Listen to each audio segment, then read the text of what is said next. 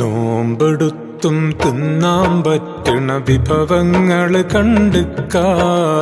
നിസ്കാരപ്പായയിൽ കിട്ടണ തേൻ മധുരം കഴിച്ചിക്കാ.